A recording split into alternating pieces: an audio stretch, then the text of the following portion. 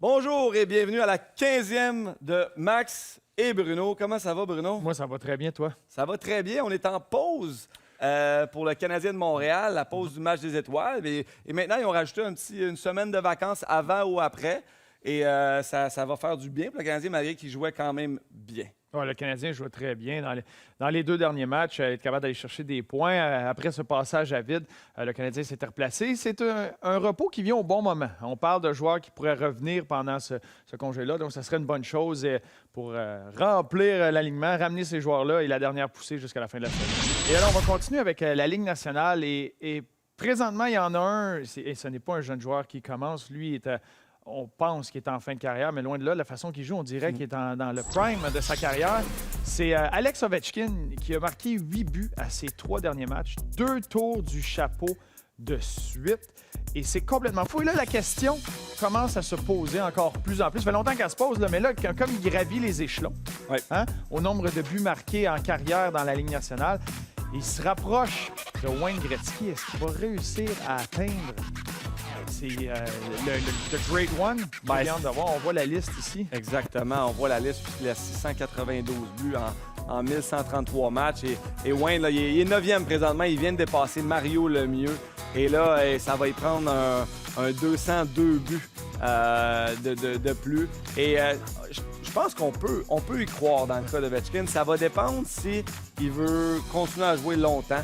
C'est un gars qui est tellement difficile à jouer contre avec... Donc là, ici, on a un tableau que Bruno tu as apporté. Oui. Et c'est le nombre de buts, la comparaison entre Gretzky et Ovechkin. Au cours de la carrière, ça, c'est une des facettes de voir si Ovi va réussir à rattraper Wayne Gretzky.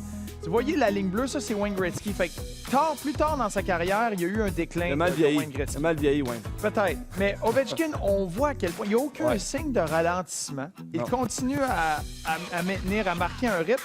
Et là, ça, c'est le nombre de buts total avec le nombre de saisons. Et on voit que Wayne Gretzky, c'est comme une courbe tranquillement abaissée. Et si Ovechkin garde sa ligne droite, risque de croiser la courbe de Gretzky. Et c'est ce qui est intéressant, c'est que quand ils ont commencé leur saison de 34 ans, Wayne Gretzky était déjà rendu à 804 buts. Et pour Ovechkin, lui, c'était 658 à ce moment-là. Et là, il continue à marquer. Mais quand on parle de nombre de buts par match, Ovechkin est à 0.614 et Gretzky, c'était 0.601. Fait que Ovechkin est sur, présentement, un meilleur rythme de buts par match, mais est-ce qu'il va être capable de maintenir?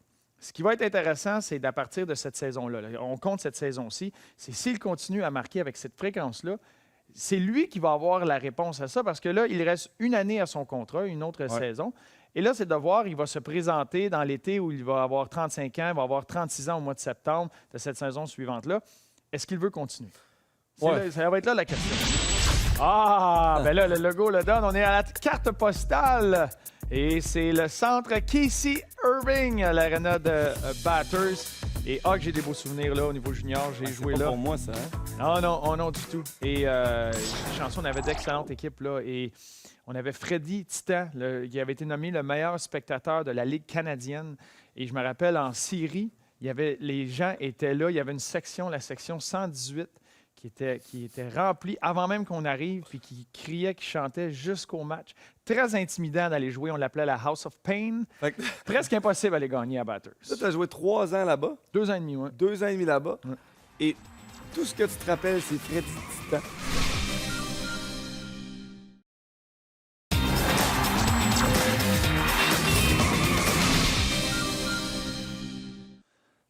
Dans la portion invitée, on a la chance d'avoir un ami du show Max et Bruno, un ancien coéquipier et colocataire à Maxime, l'entraîneur-chef des Devils du New Jersey, Alain Nasreddine. Comment ça va, Alain? Salut, boys, ça va très bien, merci. Merci d'être là. Alain, on sait que c'est la semaine de pause là, pour les Devils avant le match des étoiles. Est-ce que tu es en vacances présentement? Oui, on est en vacances. On a tombé en vacances samedi après notre match. Puis ça va aller dimanche prochain, là, avant qu'on retrouve l'action. On a une pratique dimanche, puis on joue lundi contre Ottawa. Tu fais-tu quelque chose de spécial? Es-tu parti en quelque part ou d'exotique ou tu restes à Newark? Bon, pas à Newark, là. On est dans les suburbs, mais avec tout ce qui s'est passé là, dans les 6 dernières semaines, je pense qu'on va juste faire du bien de profiter de la semaine ici chez nous. avoir la chance de voir les enfants, d'aller à leur pratique. Mes 2 gars jouent au hockey, ma fille joue au basketball, soccer. Fait que ça va juste faire du bien là, de passer du temps en famille. Puis on va peut-être aller faire du ski, là, prendre 2 jours pour aller faire du ski. Fait que c'est pas mal ça les plans pour la semaine de vacances. Ah, c'est un avantage d'être entraîneur. Maintenant, tu as le droit de faire du ski pendant ce congé-là. Hey, Effectivement, oui. Alain, moi, je veux revenir. Là, on va revenir à ce que tu es rendu maintenant, présentement, entraîneur-chef des Devils. Mais je veux qu'on remonte à ta carrière de joueur. Je veux qu'on parle un peu de ta carrière de joueur. En regardant tes statistiques, en apprenant par où tu étais passé au niveau junior, j'ai vu à ta dernière saison avec Chicoutimi 342 minutes de pénalité en 67 matchs et quand même 39 points. C'était pas juste pénalité. À quoi ça ressemblait? Est-ce que c'est tous des combats ou comment tu as réussi à magasiner tout ça, 342 minutes? Ben, je pense dans le temps, là, dans ce temps-là, je n'étais pas le seul dans les 300 minutes. Il y a beaucoup de joueurs, 300, 400 même. C'est juste la seule chose. C'était mon année de 19 ans, fait qu'évidemment, j'étais un peu plus vieux. Fait que t'as toujours un peu plus de confiance là, s'il faut que tu jettes les gants. Mais c'était pas juste ça. J'étais plus un gars qui allait à l'aide de ses coéquipiers. Fait que, ce qui arrive dans ce temps-là, souvent, ben, c'était un 2, 5 puis 10. 17 minutes, ça va vite. Fait que c'est plus dans cet ordre-là là, que je ramassais mes minutes de punition. Évidemment, il y avait des combats, des majeurs, 5 minutes, mais je te dirais, là, beaucoup, c'était pour venir à la défense de mes coéquipiers. Souvent, dans ce temps-là, il y avait des 5 contre 5, comme on appelle ça à la glace. Tu ramassais avec un adversaire, puis et immédiatement, c'était un 5 puis un 10. Ça allait vite dans ce temps-là pour ramasser des punitions. Là. Tu parles de défendre tes coéquipiers. Moi, j'ai eu la chance d'habiter avec toi quand j'avais 20 ans. Tu m'as montré beaucoup. On avait 10 ans de différence. Tu m'as un petit peu pris sur ton aile, puis je t'en remercie aujourd'hui pour ça parce que tu m'as montré beaucoup de choses. Et une chose que tu m'as montré, justement, c'est de défendre tes coéquipiers. Et ça, je l'ai fait une fois. Je m'en rappelle, quand on jouait pour les Pingouins ensemble, j'avais été défendre un coéquipier. Puis on a un petit visuel de ça lorsque... je sais pas si t'en rappelles, on joue pour les Pingouins. C'est lorsque Darcy Ordechuk t'avait frappé derrière le filet. J'étais venu à ta rescousse et je vois que t'étais pas content de ça. Après même, tu t'étais quasiment excusé à moi. Vas-y, Max, c'est pas à toi de venir me défendre, si ça, parce que t'es un gars qui est tellement fier. Mais on l'avait en... Et pour moi, c'est un souvenir... de mes débuts dans la Ligue nationale. Puis j'avais été très fier de faire ça, d'arriver et de défendre un gars qui défendre un gars. Je suis pas défendu là, j'ai pas gagné ma bataille, là. Mais je voulais qu'on le montre aujourd'hui parce que c'est un beau souvenir pour moi. Ben, je veux dire de quoi, Max. Il y a une raison pourquoi tu as joué toutes ces années-là dans la Ligue nationale. C'est des gestes comme ça que tu sais, ça passe pas inaperçu auprès de tes coéquipiers. Puis, tu sais, j'avais pas le plus de talent au monde, mais c'est toujours des choses que j'ai eu beaucoup de fierté à faire, puis ça a beaucoup de poids dans une chambre de hockey. Puis ce que tu as fait là, je suis sûr que je suis allé te voir après, puis j'ai tout de suite eu beaucoup de respect pour ce que tu as fait, parce que Ordechuk, c'était pas un petit, là. Il savait ce qu'il faisait, lui, là, quand il jetait les gants. Puis, tu sais, des gestes comme ça, des joueurs d'équipe, c'est tout le temps important. Les coachs, je sais, là, j'en suis un présentement dans la Ligue nationale, tu recherches tout le temps ça, des joueurs comme ça, qui vont mettre l'équipe en premier, qui vont mettre leur coéquipier avant eux autres mêmes. Puis ça dit beaucoup de la personne et du caractère du joueur. Bravo, Max. Ah, bravo. Alain, t'as oublié... Non, mais...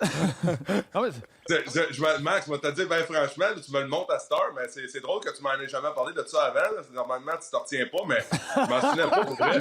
Bon, ça, j'aime ça.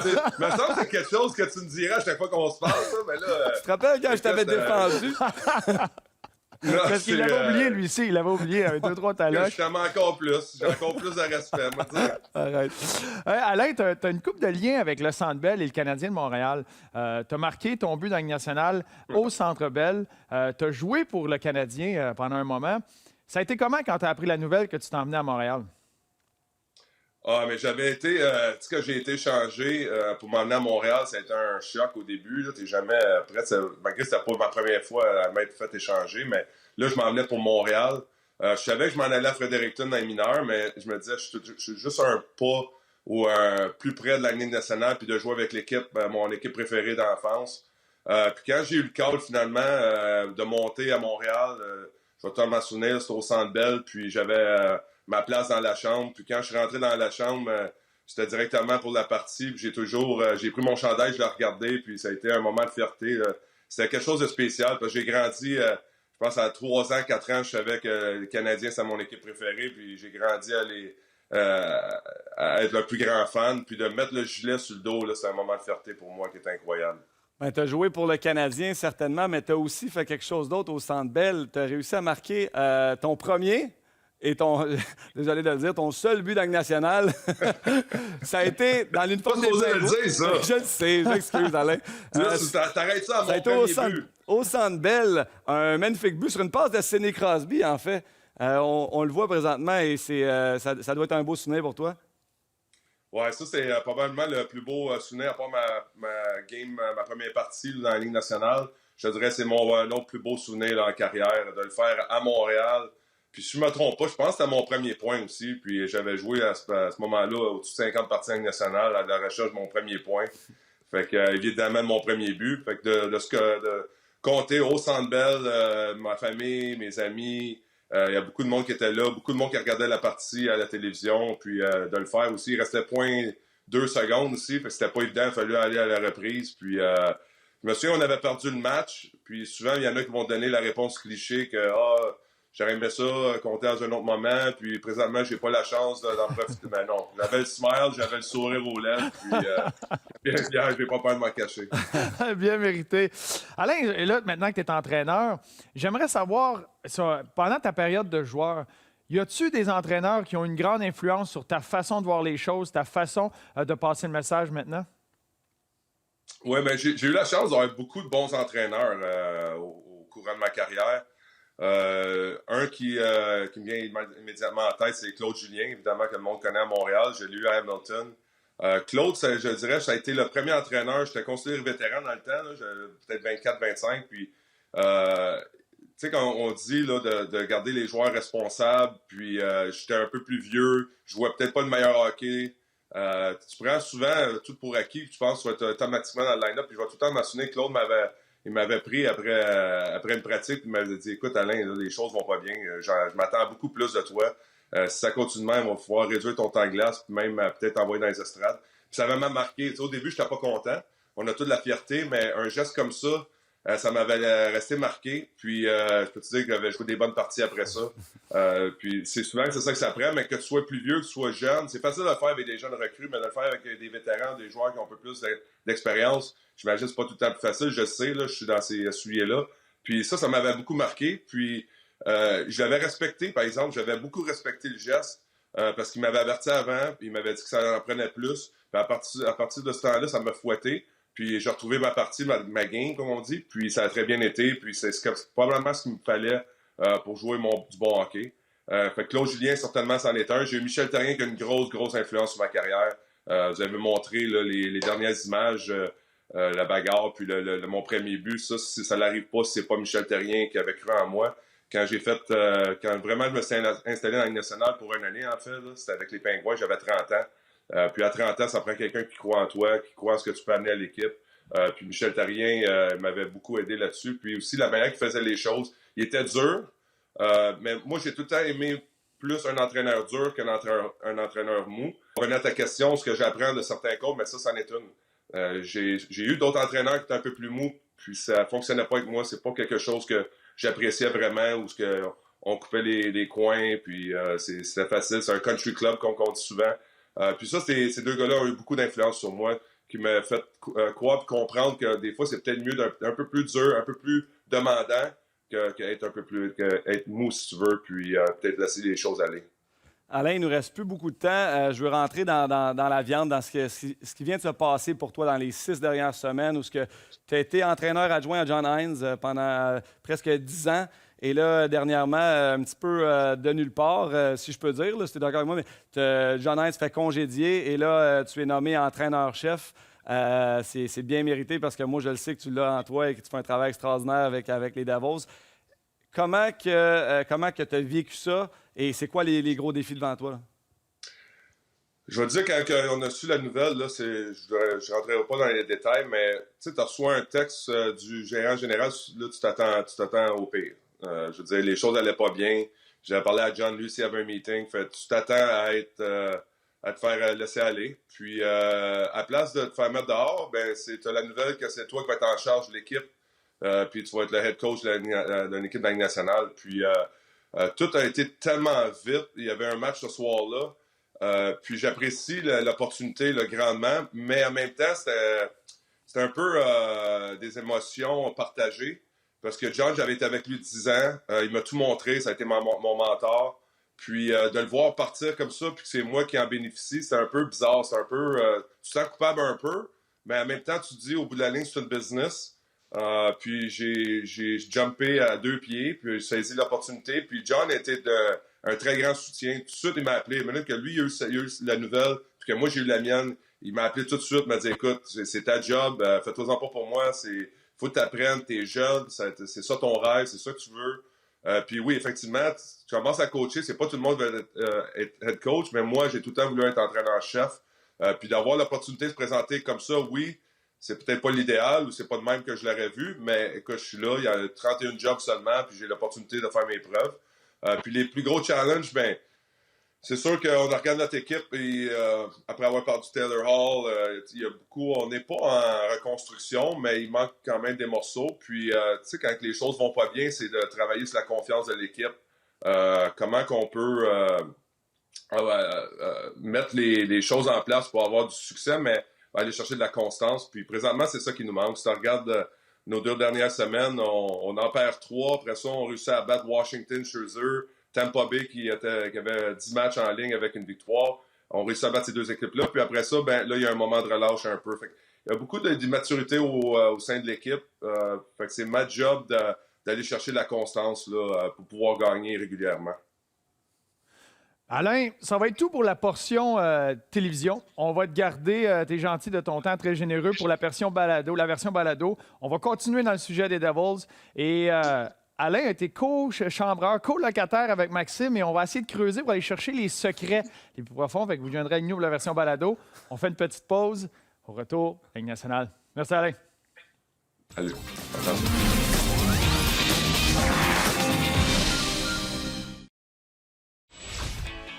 On est de retour pour les paris et c'est l'égalité au congé du match des étoiles. Maxime et Bruno à égalité. Ça a été une semaine laborieuse pour nous deux. Ouais, ben moi, j'ai fait un point. Toi? Tu as été très chanceux. Non, j'ai été blanchi cette semaine.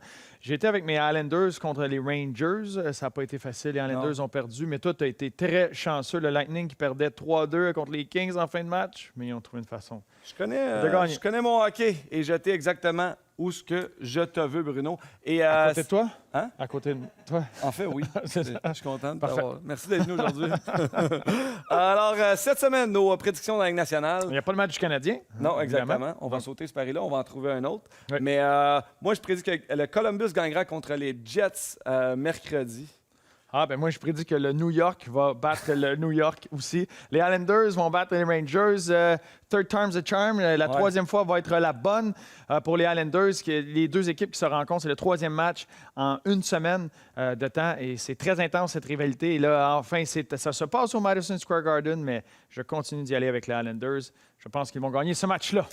On a une petite bête sur le match des étoiles, ce qui est très excitant. En passant, je vais être à Saint-Louis ce week-end pour aller. Mon premier match des étoiles dans la Ligue nationale.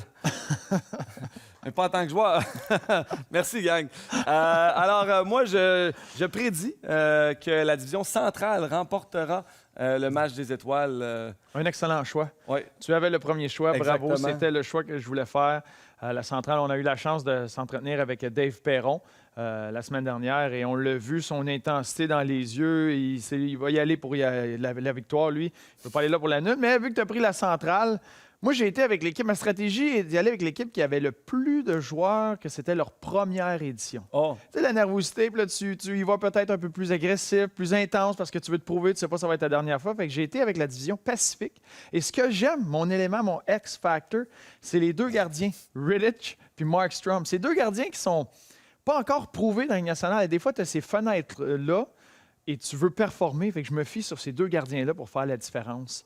Je vais avec la division Pacifique. Tu as été beaucoup trop loin dans tes pensées, ton Oui, explication, parce que tu voulais prendre la centrale. Je le sais. Je vais me prouver. Je vais te donner des raisons d'avoir raison. On rajoute une bête de fin de saison. Oui.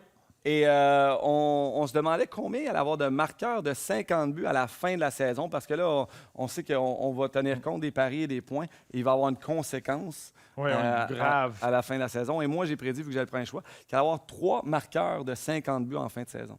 Une excellente chose que présentement, quand tu regardes, tu as Pasternak qui a ralenti un petit peu, mais qui est encore sur un rythme d'en marquer 55, 57 cette année.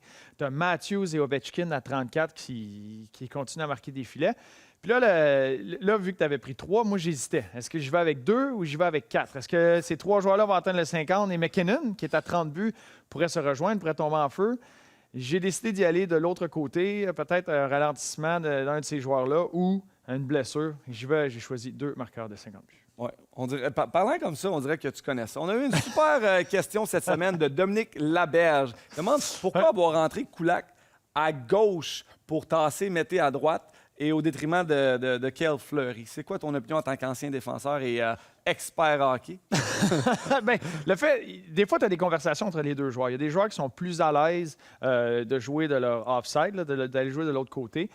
Comme moi, ça arrivait des fois quand tu te retrouves avec 2 droitiers. On parlait, j'aimais ça. Moi, jamais joué à gauche. Fait que quand je le demandais à ce moment-là. Mais au-delà de ça, excuse-moi de te couper, Bruno, ouais, c'est que t'enlèves Fleury de l'alignement. Là. Le début de la question parle de glisser Mété à droite. Ouais. J'explique cette facette-là. Et là, j'allais sur la facette à Fleury.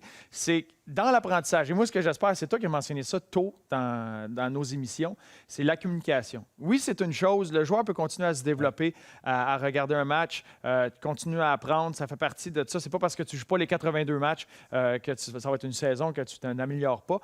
Mais il faut qu'il y ait une communication. Il faut qu'il y ait des raisons pourquoi. Il faut qu'il y ait des points spécifiques. Tu peux pas juste dire, regarde le match, puis bon, tu deviens meilleur, analyse-le, regarde-le. Il faut qu'il y ait des points spécifiques sur lesquels tu veux que Fleury s'améliore, continue à travailler et des fois, de regarder les autres le faire dans certaines situations. Tu peux apprendre, prendre des notes de ça. D'être un étudiant de la game, ça peut être important pour un jeune. Oui, et on a une autre question sur un autre jeune joueur des Canadiens de Montréal. C'est Jonathan Bégin qui nous pose la question. Avec le retour des blessés, quel sera le rôle de Ryan Poehling au retour et aurait-il dû être descendu lors de la pause des étoiles avec le Rocket de Laval? Et personnellement, je crois que oui, il aurait peut-être dû descendu dans les mineurs pour aller continuer à apprendre, continuer à jouer. Charger une saison comme ça, là, ça ne dérange pas à cet âge-là. Je pense que c'est bon de donner du bagage. Oui, il a marqué un but, il commence à être de plus en plus confiant, mais en même temps, c'est bon de jouer dans différents rôles et de continuer à apprendre avec Joël Bouchard. Moi, personnellement, je l'aurais descendu dans les mineurs. C'est quand même un message. C'est un signe. Oui, et tu le sais, à cette période-là, quand il y a un congé comme ça, et tu es un joueur qui monte et descend, qui fait la navette entre les deux, ça a une grande signification de rester. Fait que là, quand tu finis ton dernier match, tu te dis tout le temps, bon, est-ce que je vais être redescendu? Je suis rendu où à mon statut? Et que le Canadien décide de le garder, c'est un bon signe pour lui. Il a pris confiance. Il joue de mieux en mieux. Bruno, qui on voit à l'écran présentement? Freddy Titan! Wow! La légende! Freddy Titan! Wow! Freddy Best! On le salue. Le meilleur partisan de hockey au Canada. Et sur cette image magnifique d'un ami à moi, on vous souhaite une belle semaine. On se revoit à ton retour et j'ai bien hâte que tu me racontes ton passage à Saint-Louis pour le match des étoiles. Et on souhaite une belle vacances aux joueurs du Canadien de Montréal. Exact.